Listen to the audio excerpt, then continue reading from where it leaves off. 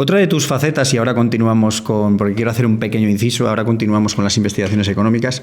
Otra de tus facetas y por las que en el sector se te conoce es por haber tratado de profundizar bastante en la historia del detective, y creo que es un buen momento para sacar a relucir tu último libro, tu libro De Baker Street al Paseo de la Castellana, Historia y servicios de los detectives privados. Aquí lo tenemos, lo ponemos ahí a cámara para que se vea bien.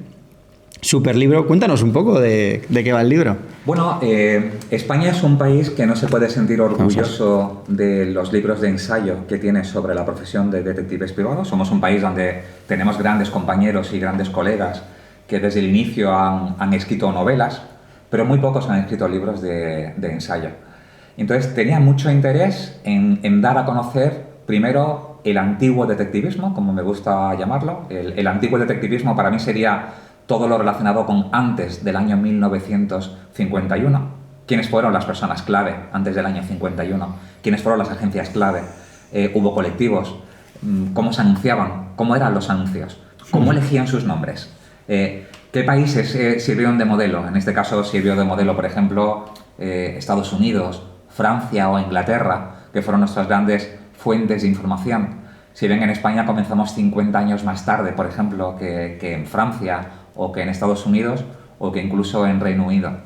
Y luego tenía mucho interés en conocer, si bien se conoce mucho más en lo que sería el nuevo detectivismo después del año 1951, sobre todo se conoce bien los últimos 20 años porque es relativamente sencillo acudir a un buscador de internet y encontrar noticias de detectives de los últimos 20 años y de los colectivos. Pero tenía mucho interés en conocer cómo era la primera década de los años 50, años 60 y años 70. Y el nombre de muchas personas que todos hemos estudiado y hemos llegado a conocer, el darlas a conocer. ¿Quiénes fueron esas personas clave? ¿No? Alfredo Alier, Antonio Corcoy, Eugenio Vélez Troya, Agustín Cerezo. Cómo elegían igual sus primeros nombres o cómo se anunciaban dentro de los periódicos o cómo hacían sus primeros anuncios. Y luego tenía mucho interés en dar a conocer al lector todas las preguntas que cualquiera nos hace cuando decimos que somos detectives privados, el que quedaran plasmadas y responderlas.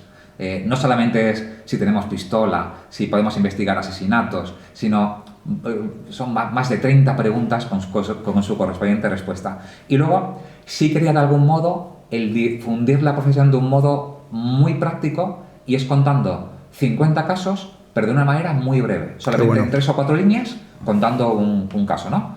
Antonio Torres se pone en contacto con una agencia porque tiene un nuevo cliente y tiene que tomar una decisión. Solicita un informe de comercio de un detective privado y, basándose en el informe del detective, decidió no trabajar con esa empresa. Ya está. Qué bueno. Eso era más que suficiente. De una manera muy gráfica y explicada a modo de ejemplo. Estoy muy contento, primero, por la editorial que apostó por el libro, que es Ariel, que es del grupo Planeta. Es una editorial de primera división y totalmente lo he notado a nivel de los medios de comunicación, de cómo se han hecho eco. No sé a nivel de colectivo cuál es lo que está o la impresión que se está teniendo del libro. Hombre, me encantaría que fuera uno de los libros que se tiene que tener en una biblioteca elemental, como me gusta llamarlo, pero sí puedo decir que hay todo un público, no siendo detective privado, que está causando verdadero furor y que está gustando el libro. Más que recomendable. Yo en mi biblioteca lo tendré. Muchas gracias por el libro. La verdad, te lo agradezco un montón por el ejemplar. Por dar alguna pequeña pincelada más de tipo histórico, ¿quién podrías decir que fue el primer detective español o la primera agencia de detectives española? Es una muy buena pregunta, porque cuando hablamos de quién es la primera, la referencia que podamos tener es: no existe un buscador. No hay algo que tú puedas decir, ¿quién es el primero en esto? Entonces, cuando tú hablas del primero, lo que te basas es de un anuncio en el periódico. O te basas de alguien que tuvo el suficiente nombre para hacer un eco. La primera agencia de detectives importante como tal, posiblemente sea la de Daniel Freixa, antes del año 51. Hablamos del año 1875. Es decir, hablamos de hace 150 años. Lo curioso, David, es ¿En Barcelona, no? Es de Barcelona, pero con delegaciones prácticamente en las principales provincias de España. Sevilla, Valencia, Madrid, Coruña. Lo curioso es que cuando uno ve la gama de servicios y productos que tenía Daniel Freixa, son muy similares y muy parecidos a las investigaciones que podemos hacer hoy en día. Y luego con una cabeza privilegiada. hablamos de hace 150 años, este hombre se le ocurre un tipo de informe, David, que se llamaba Informe Express. Imagínate, hace 150 años. Tú podías pedir un informe comercial y en menos de 48 horas tú tenías el informe comercial de la empresa para tomar la decisión. Qué bueno. Imagínate, ¿eh? Qué bueno, ya un gran avance, ¿no?, para la época. Bueno, no solamente un gran avance, he descubierto una agencia en Barcelona que estaba abierta 24 horas al día y tú podías ir en cualquier momento de la noche y de la madrugada. Tú hacías un negocio a las 4 de la mañana y a las 4:30 de la mañana, 5 de la mañana, tú podías acudir a esta agencia para solicitar un informe comercial y te daban la información pública o publicada de esa empresa de ese preciso momento. Entonces, bueno. la primera podríamos decir que era Daniel Freysa, pero salieron muchas. No fue el primero de una manera aislada y al cabo de los años hubo otros, sino es posiblemente el primero, pero antes de él hubo otros. La Claro. Internacional, por ejemplo, y otras pequeñitas agencias, principalmente fundadas por ex policías, sobre todo ex comisarios, que habían sido o bien jubilados o bien en aquel tiempo estaba lo que se llamaba el turnismo. Entonces, los dos principales partidos políticos se turnaban durante 2 años. Llevaban siempre ese tipo de pacto ya desde el principio. Entonces, ¿qué pasa? Un poco lo que ocurre ahora, ¿no? Muy similar. ¿Qué ocurría? Cuando llegaba un nuevo gobernador, ¿qué quería tener? Quería tener a su inspector o comisario de confianza. Entonces, ¿qué pasa? El que estaba en la actualidad lo apartaban durante 2 años. Esa persona que durante 2 años no iba a cobrar de la policía, ¿qué hacía? Pues aprovechaba sus contactos, aprovechaba su experiencia investigando y montaba su agencia. Porque las agencias o las primeras agencias de detective privado no dejaban de cubrir de un modo privado las necesidades privadas que alguien pudiera tener. Eran las necesidades que la policía pública no podía cubrir. ¿Y quién las cubría? Al principio no se llaman investigadores privados ni detectives privados, es una palabra anglosajona. Nosotros al principio somos policías privados o policías particulares. Era el modo de transmitir precisamente eso, que se cubrían necesidades de un modo particular o de un modo privado. Si una familia de bien tenía una casa con personal doméstico en su casa y había sufrido un robo dentro de su domicilio y la sospecha era que había sido alguien del personal doméstico, esto no lo querían poner en manos de la policía pública. ¿Por qué?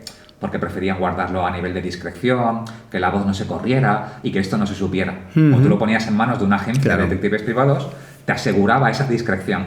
Y sobre todo, bebiendo un poco de lo que era Estados Unidos y de Reino Unido, donde les encantaba el poder trabajar con alguien que había sido comisario e inspector de policía. ¿Por qué? Porque eso no solamente lo anunciaban en el periódico, porque era como una garantía de éxito.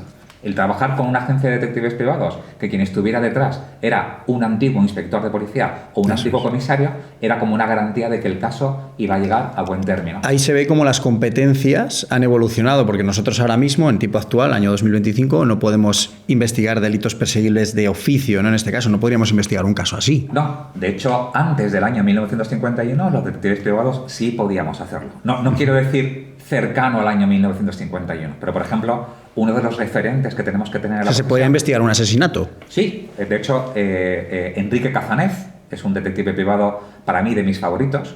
En el año 1925, se cumplen 100 años ahora, escribe Detectivismo Práctico. Es un libro de ensayo, el primer libro de ensayo de la profesión, que se basa en una serie de conferencias que él da en Radio Barcelona.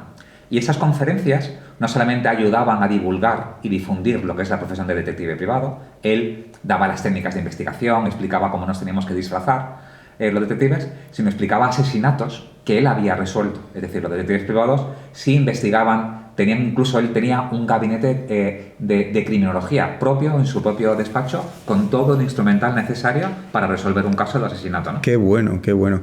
Y oye, a nivel internacional, ¿quién creó la primera agencia? También es una gran pregunta porque el primero siempre se ha hablado que es Eugène Vidocq, es francés y estamos hablando del año 1820-1825. Podemos encontrar miles de artículos donde dicen que Eugène Vidocq es el primer detective. ¿Qué ocurre? Que Eugène Vidocq, cuando monta su agencia de detectives privados, todo un referente en el mundo entero, con técnicas que aún hoy todavía se están barajando, incluso con un código moral y un código ético para sus detectives privados. Pero lo cierto es que cuando él crea su agencia de detectives privados, ya existía un directorio donde en París había como un mínimo de 50 agencias de detectives privados. Entonces, no es fácil saber cuál es el nombre de la primera agencia, quién es el primero que se crea. Pero sin duda, la primera gran agencia de detectives privados, con técnicas de investigación, con clientes, pues es Eugene Vidocq. Y de ahí, el segundo gran detective privado que crea la agencia, hablaríamos de Alan Pinkerton en Estados Unidos. La agencia Pinkerton, ¿Sí? eso es.